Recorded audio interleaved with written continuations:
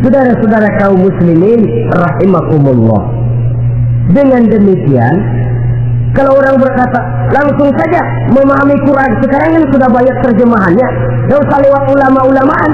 Saya tidak mencela, cuma agak mengkhawatirkan kalau dia memahami Quran cuma sekedar lewat terjemahannya saja, sangat mungkin jadi dia bisa salah paham. Kita memerlukan bantuan sunnah, kita memerlukan petunjuk para ulama yang menguasai di bidang itu.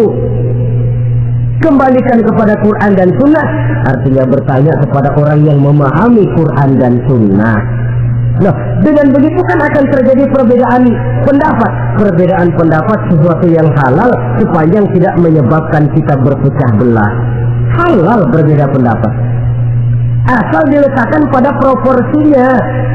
Apalagi kalau perbedaan pendapat itu cuma masalah teknis, bukan masalah prinsip.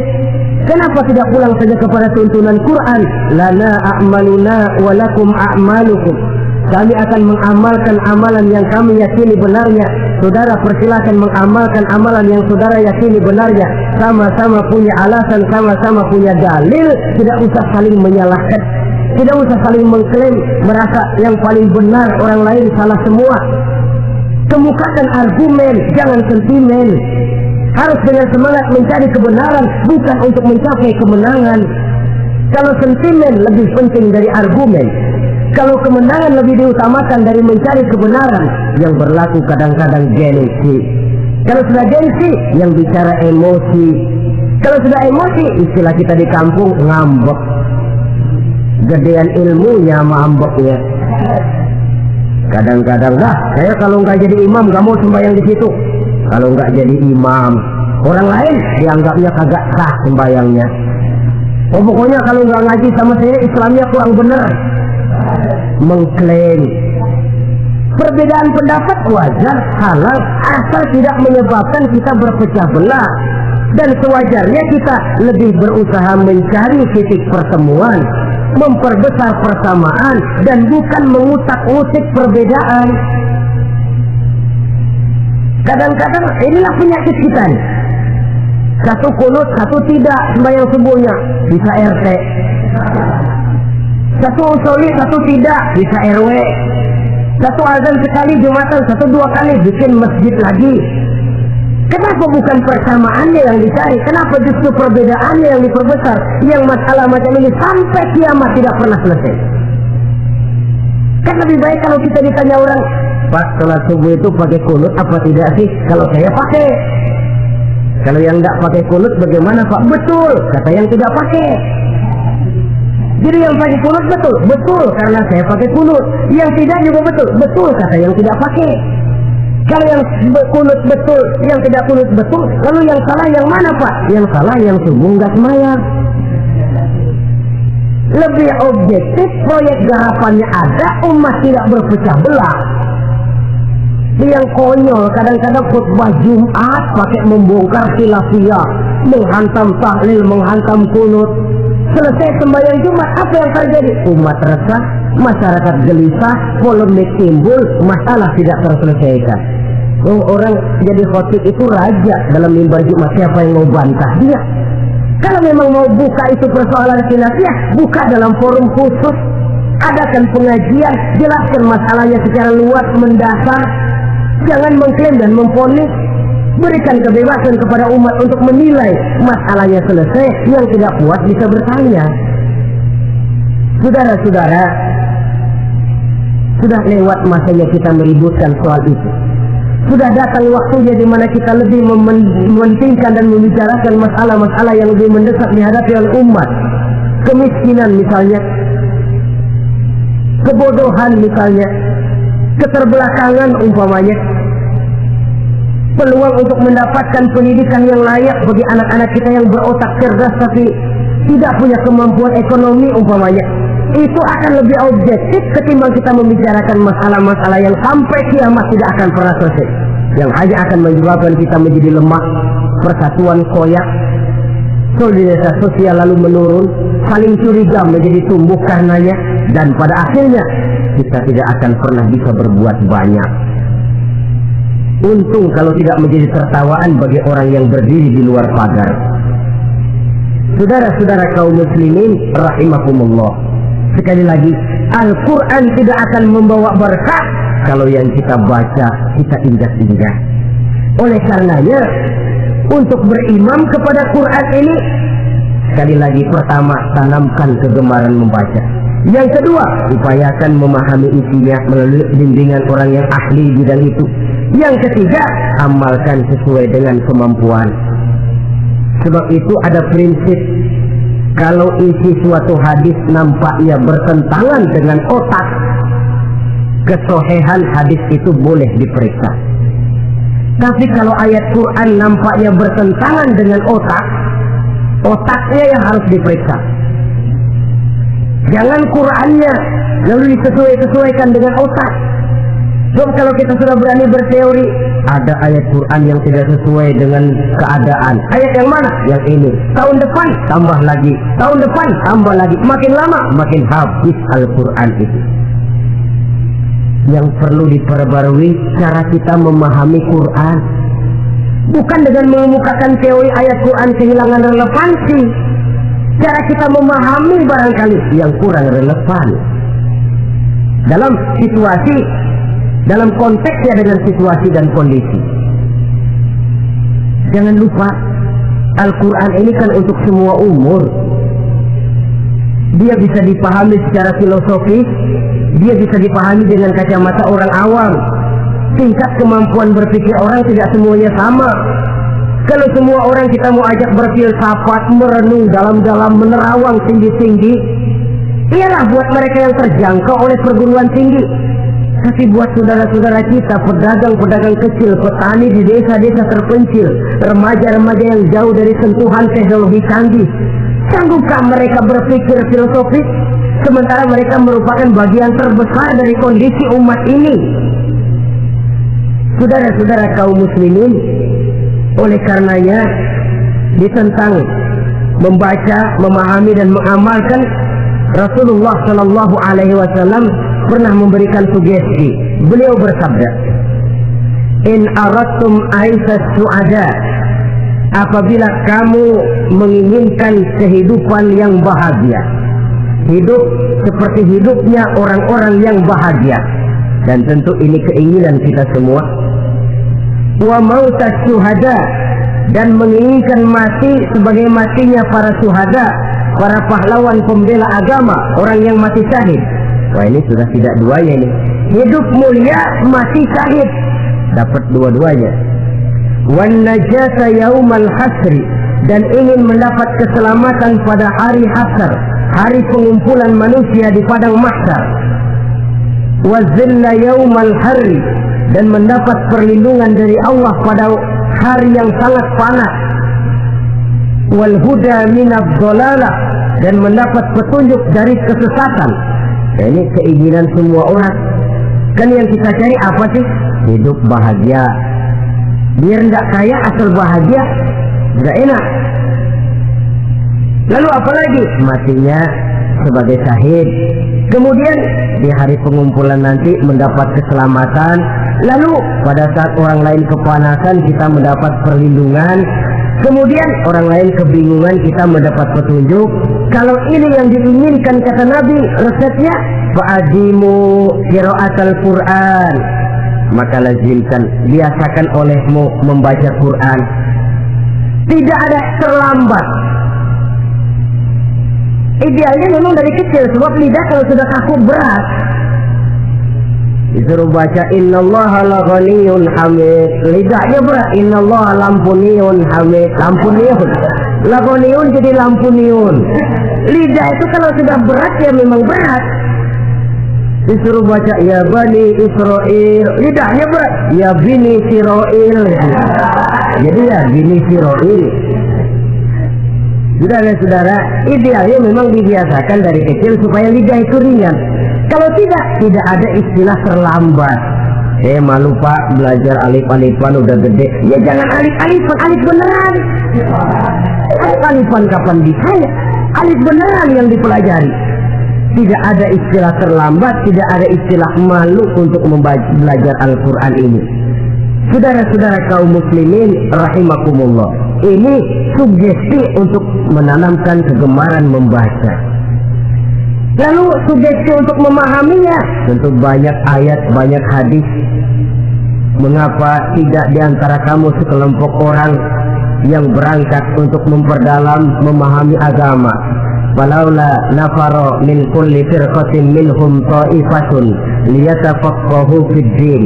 Di tengah kelompok orang yang berangkat belajar teknologi canggih, di tengah grup orang yang mendalami ekonomi, di tengah kelompok orang yang membidangi hukum, di tengah kelompok orang yang sibuk meneliti ilmu-ilmu kedokteran, mengapa tidak ada kelompok orang yang secara takhasus liyatafaqahu fid din, mendalami agama, mendalami Quran ini harus ada.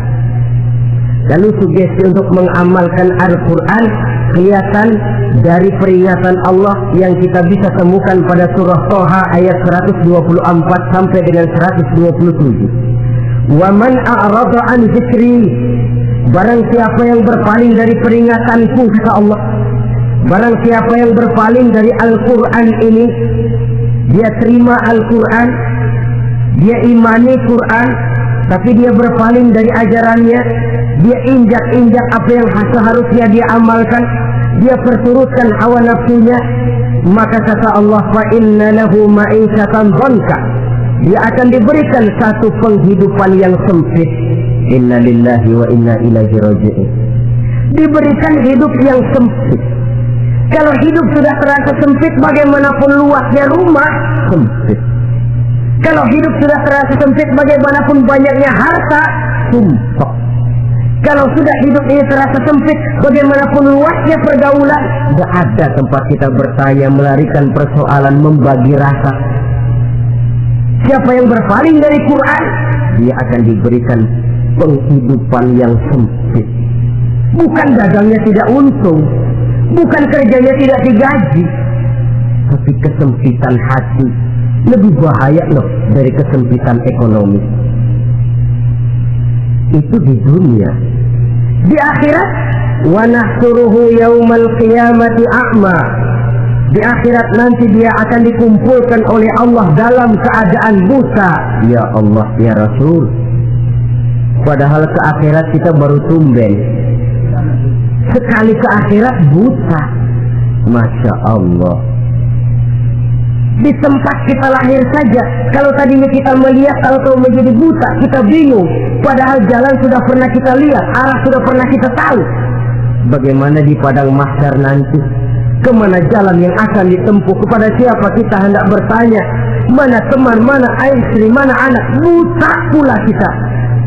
Satu kesengsaraan yang merupakan puncak kesengsaraan. Dikala itu orang yang semacam tadi protes, Rabbi lima hasyartani a'ma wa qad kuntu basira. Wahai Allah, kenapa hari ini saya dikumpulkan dalam keadaan buta, padahal ketika di dunia dulu saya melihat, saya menyaksikan gunung yang menjulang tinggi ke angkasa, saya melihat lautan yang luas terhampar biru membentang, saya saksikan luhana sawah luas menguning, saya saksikan keindahan alam. Di dunia saya melihat Allah, kenapa sekarang saya dikumpulkan dalam keadaan begini? Protes dia, tidak terima dia. Allah jawab, kadzalika atatka ayatuna fanasitaha. Kata Allah, begitulah memang. Dahulunya waktu di dunia telah datang ayat-ayat kami kepadamu, telah turun Al-Quran, telah datang agama, fanasitaha, tapi kamu lupakan dia. Kamu lupakan Quran, kamu lupakan Islam. Datang ayat, turun Quran, turun agama, kamu belaga pilon, kamu belaga enggak tahu. Wa kadzalikal yauma tunsa, maka hari ini pun begitulah kamu dilupakan. Sebagaimana dulu waktu di dunia kamu telah melupakan ayat-ayatku, melupakan kitabku, melupakan ajaran-ajaranku. Hari ini kamu pun dilupakan. Seolah-olah Tuhan cuma nggak bilang, mereka protes, Tuhan, kenapa saya buta padahal di dunia saya melihat. Kata Tuhan, kalau bahasa kita, lu rasain. Lu sih, kenapa dulu di dunia pura-pura nggak lihat? Kenapa waktu di dunia pura-pura nggak tahu?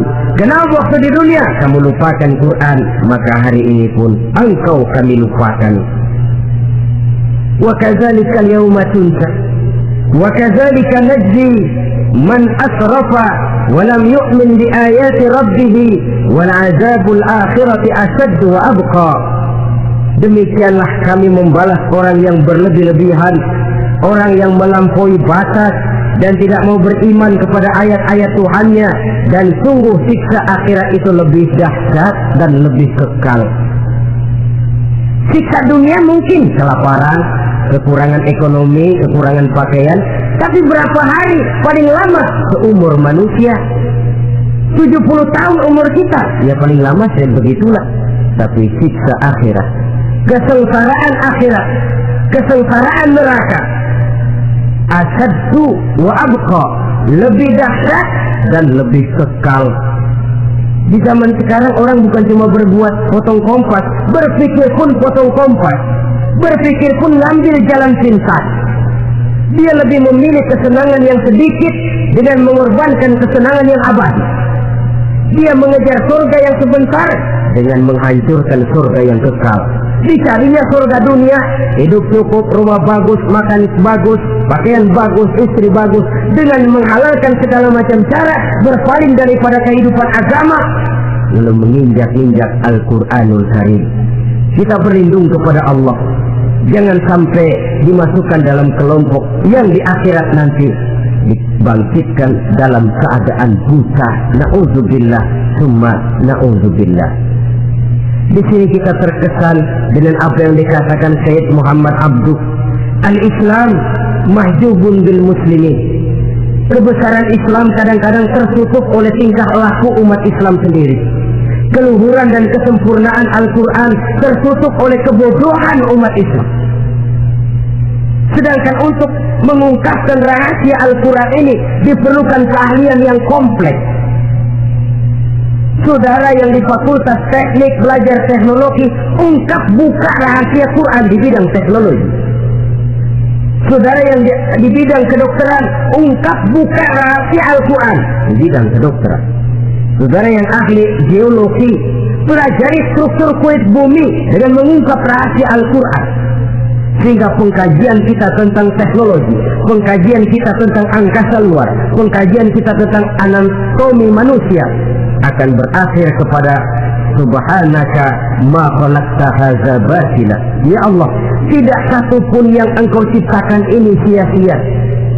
Perut bumi mengandung minyak, timah, kekayaan yang berharga untuk manusia. Mempelajari angkasa luar bisa memahami musim dan menyelamatkan manusia. Mempelajari rimba belantara, teknologi canggih, akhirnya akan memperkuat nilai-nilai iman, menerjemahkan ajaran Quran lewat disiplin ilmu yang kita kuasai masing-masing, untuk kemudian bekerja sama bahu-membahu dalam rangka mengimani Al-Quran, mengamalkan Al-Quran, dan mengawal keluhuran Al-Quranul Karim yang atas dasar tuntunannya kita hidup, untuknya kita berjuang, dan dalam bimbingannya kita ingin kembali menghadap Allah Subhanahu wa ta'ala. Inilah pertemuan yang singkat ini. Mudah-mudahan kita diberikan kekuatan oleh Allah untuk berimam kepada Al-Quran, menjadikannya sebagai pedoman utama di dalam kehidupan kita. Terima kasih atas segala perhatian. Mohon maaf atas segala kekurangan. Usikum wa nafsi bitaqwallah. Wassalamualaikum warahmatullahi wabarakatuh.